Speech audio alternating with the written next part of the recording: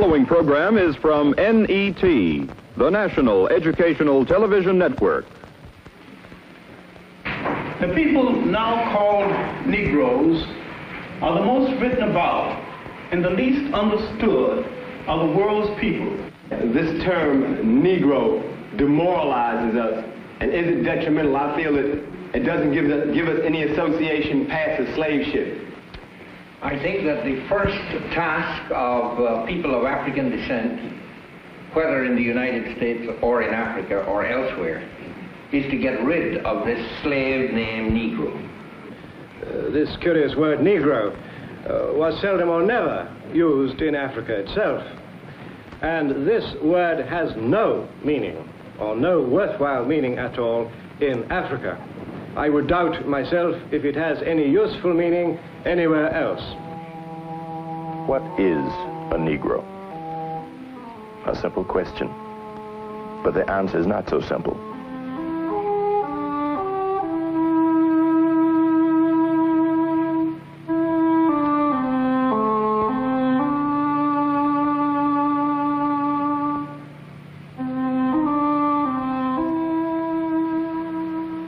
My name is Ossie Davis.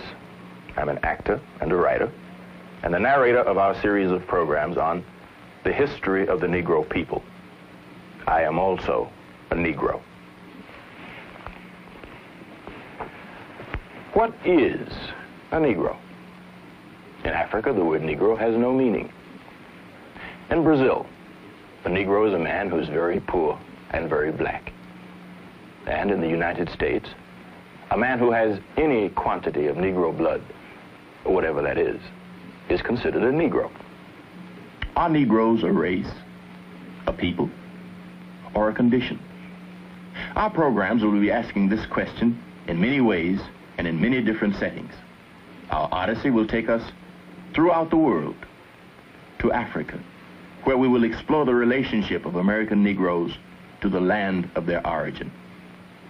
To Brazil, where we will ask, is Brazil a racial paradise? And throughout the United States. Our aim in this series is both a modest and an ambitious one.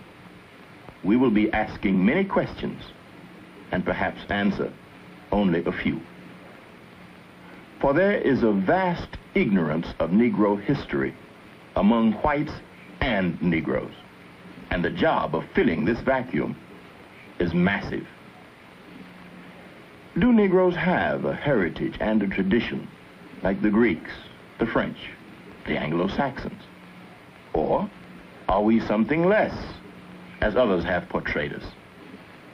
Everywhere we have looked, we have seen Negroes as savage and barbaric, humble and self-sacrificing, scared and childish and inferior. And I remember as a kid coming from some of the pictures, and we spent the whole time from the motion picture house to home satirizing the Negro performances we saw in the film. Well, it was also an admission that somehow or other this was, to some degree, what we were. Now, these important and very, very impressionistic things that we got from these films did, to some degree, govern our behavior. When a Negro child goes into a movie, for instance, and sees himself or sees another Negro in an unfavorable light, he feels, to some degree, threatened.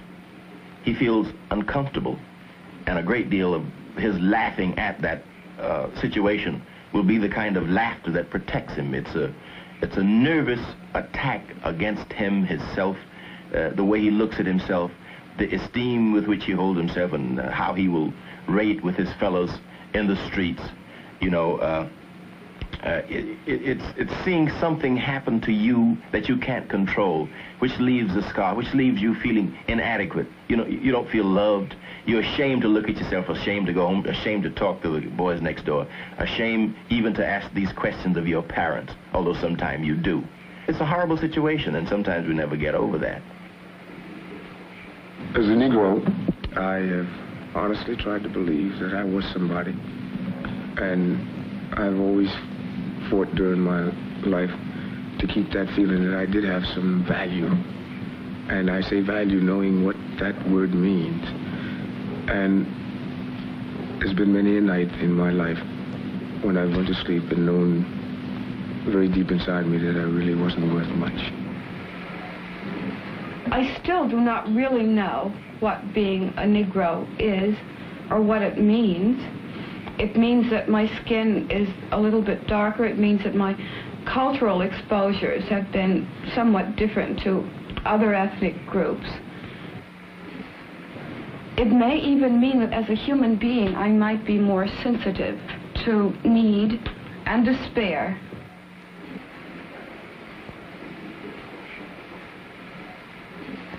Oh, yes, you know, that wish I was white kind of thing, when you begin to sort of get the feeling of difference, like maybe you're dirty, something's wrong. But there was that feeling, you know, so early you can't even remember where it started. I'm not over it yet. It's part of my American heritage. We were told we were a people without a past and without a future. And Negro boys and girls learned before very long that they were something special. You know, at an early age, as soon as you start school, you begin to catch on to the whole racial thing. But once you get into school, you begin to know it and know there's a difference, and that the difference is against you. There's no real reference to me as a Negro or to my father or any of the other Negroes who have contributed so much to the growth of the United States. And I really can't understand it. I'll never forget the picture in the geography book of a couple of very ragged Africans, you know. Weeks before we got to the lesson, we were steeling ourselves for it. Some Negro child would find the picture first in the book before we got to the lesson and alert everyone. Look on page 22, you'd see what's there. And then we dreaded reaching that lesson because it was always something about the savages not knowing anything. And we had to sit there and hear this, and instinctively the white children would turn and look at the Negro children, you know, while this lesson was going on.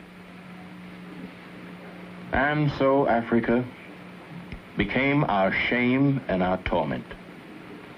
We were told that our past was barbarism and the white man our redeemer. Slavery was not a sin, but salvation.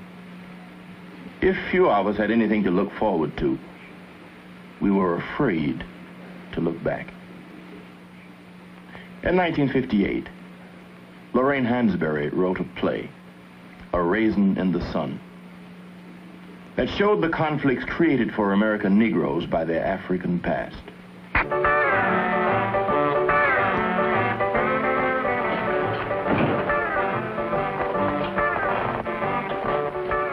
Well, what have we got on tonight? You are now looking at what a well-dressed Nigerian woman would wear. Isn't that beautiful?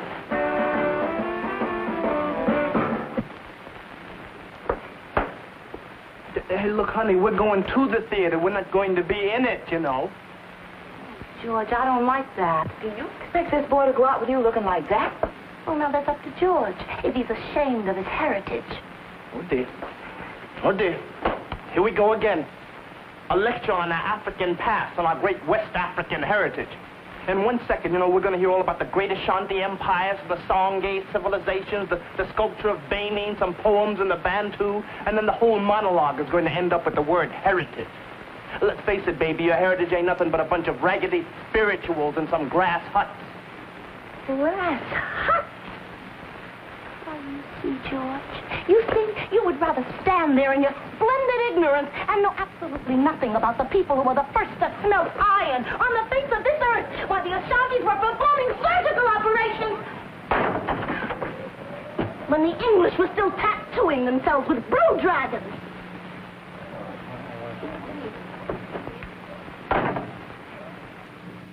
At the Heritage Program of How You Act, a federally sponsored effort to develop better opportunities for Harlem's Negro youth, a new version of African history is being taught.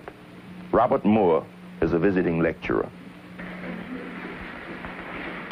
Mr. Moore, do you think that the so-called Negro would dignify his identity by associating himself with his ancestral background from Africa? After some 300 or 400 years of transplantation from Africa into America, it is obvious that we are not Africans anymore. We are Afro-Americans, Americans of African ancestry.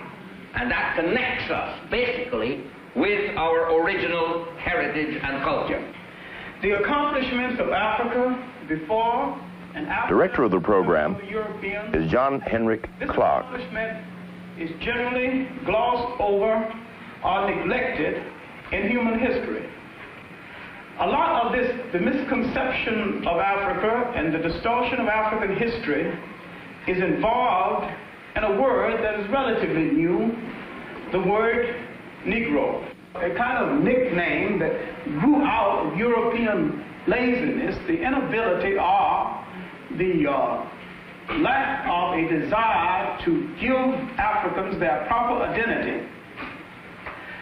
In the period when the Europeans had to justify the exploitation of Africa and the demeaning of a whole people, they systematically started the effort to read the African out of human history.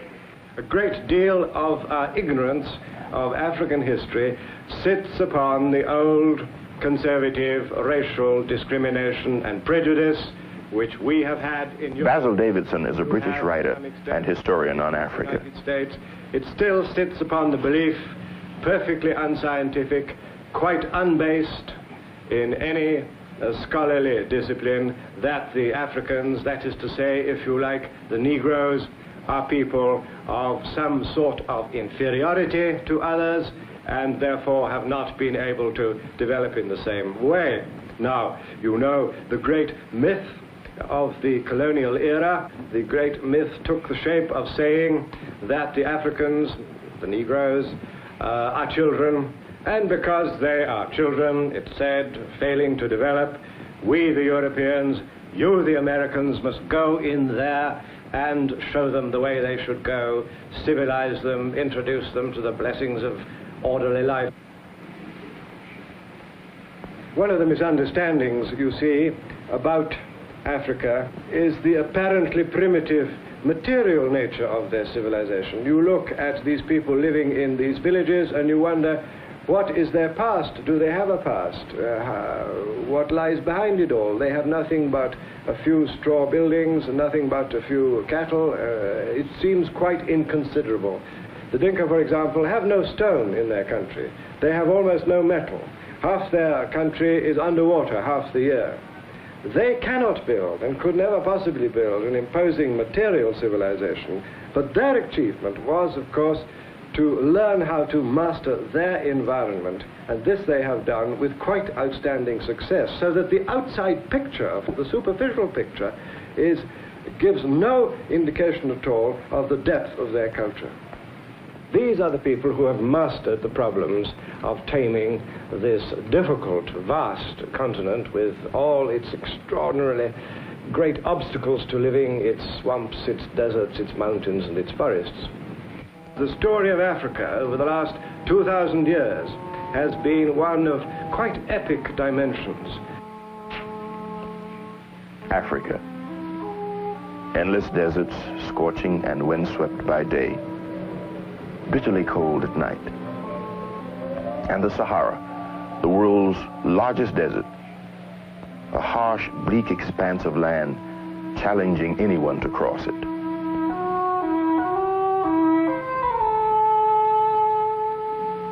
Snow-capped mountains near the equator, gigantic waterfalls,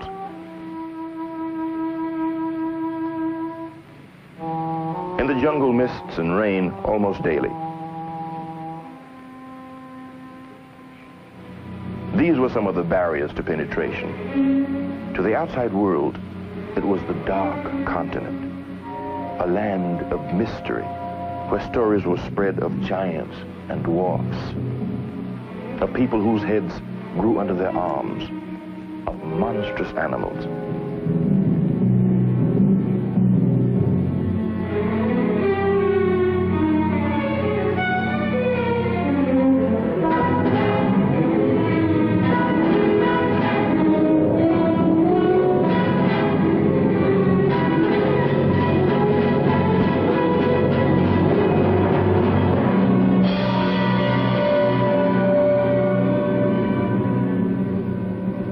It is here, in this forbidding other world, that what may be the remains of the first man were discovered.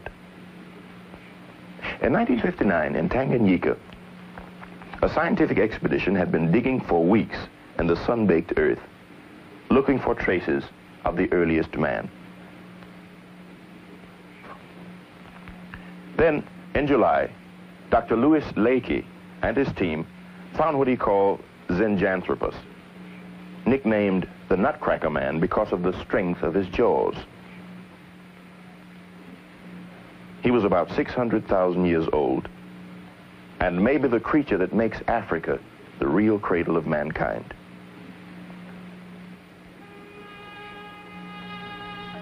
The records of ancient Africa begin with Egypt about 3000 BC. Its spectacular achievements of the monumental pyramid and brooding sphinx have always been credited to Asia and the Mediterranean. But there is growing evidence that Egypt owes more than originally thought to the land to the south, Kush, the land of the Negroes. About 700 BC, Kushite kings conquer Egypt and become the 25th dynasty. Little is known today about the land of Kush, but in the ancient world, it was highly respected. In 1791, the French philosopher, Count de Valny, wrote of the Kushites, a people now forgotten, discovered while others were yet barbarians, the elements of arts and the sciences. Then, in about 325 AD, Kush is attacked and destroyed and disappears from our view. For the rest of Africa, there is little we can say for certain. Except for the Kushites, Africans had no writing. They kept in their memories the history of their people, stories narrated down from generation to generation. This oral tradition must tell us much of the history that will fill the gaps in our knowledge. In the Western Sudan, Negro kingdoms arise in the medieval periods of walled and fortified cities, markets, and fairs.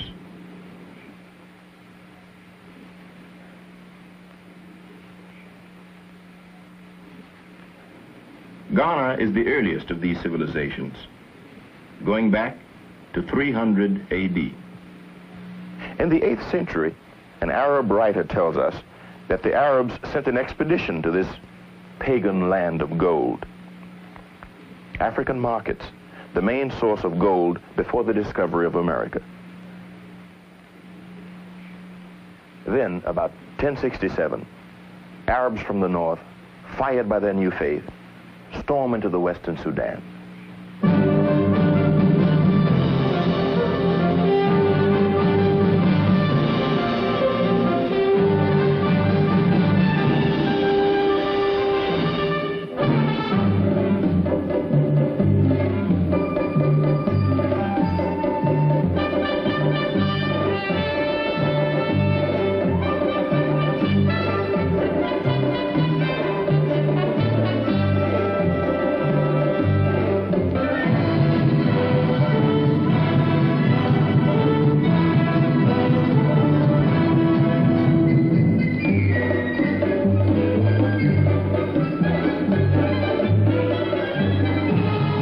After years of fighting, the Arabs conquer Ghana and settle there.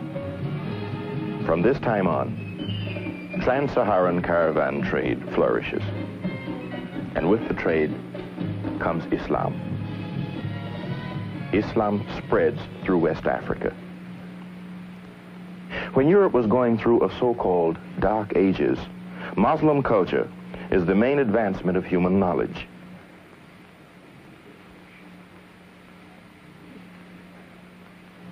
Most important of all, a written language comes to the Western Sudan.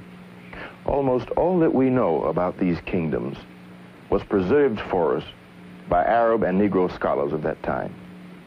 Around the 12th century, Ghana gives way to the empire of Mali. In 1324, King Mansa Musa makes a pilgrimage to Mecca with a caravan of 60,000 people. An Arab traveler arriving in Mali in 1353 wrote, "The Negroes have a greater abhorrence of injustice than any other people.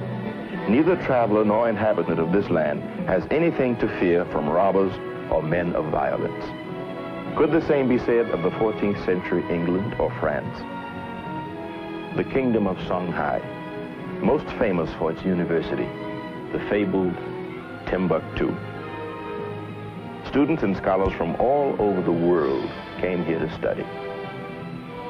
A Moorish traveler wrote, "More profit is made from the book trade than from all other branches of commerce."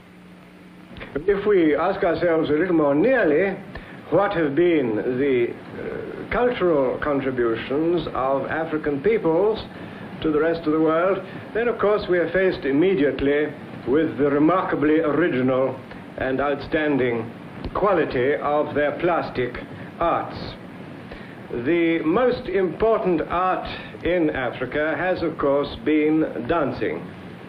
And dancing has passed into the folklore of the whole of the rest of the world from its African origins. If you go to places like Brazil or the West Indies or the southern United States, you will find African dances still being danced there, though of course in different circumstances and therefore in somewhat different ways.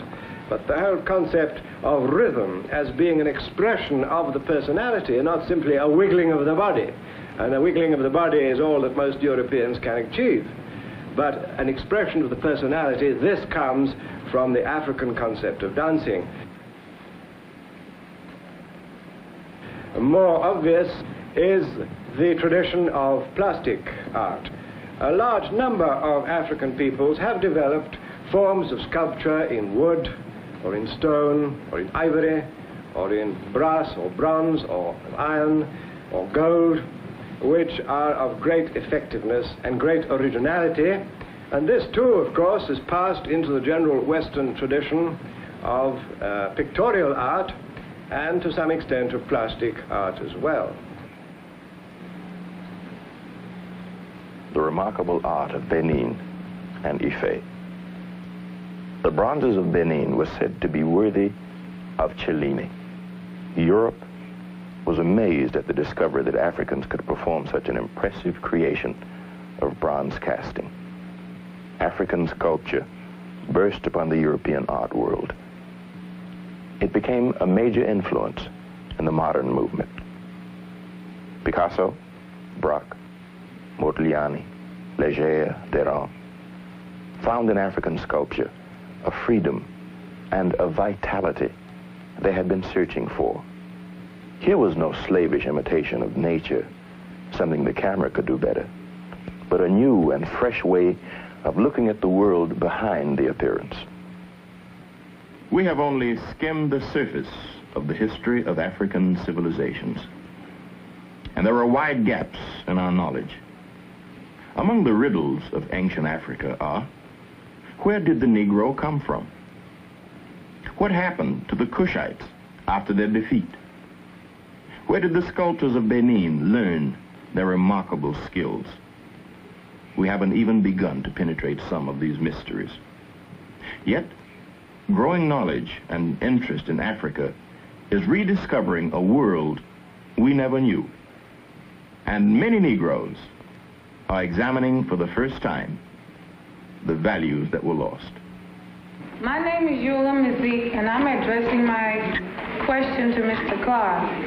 I want to know what happened to the so-called Negro culture in America. The most tragic destruction of African culture was the destruction of the African culture brought to these shores, brought to America's shores.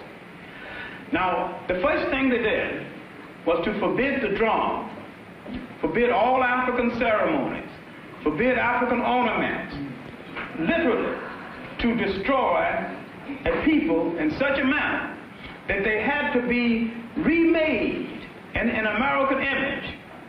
This was not exactly true in the West Indies.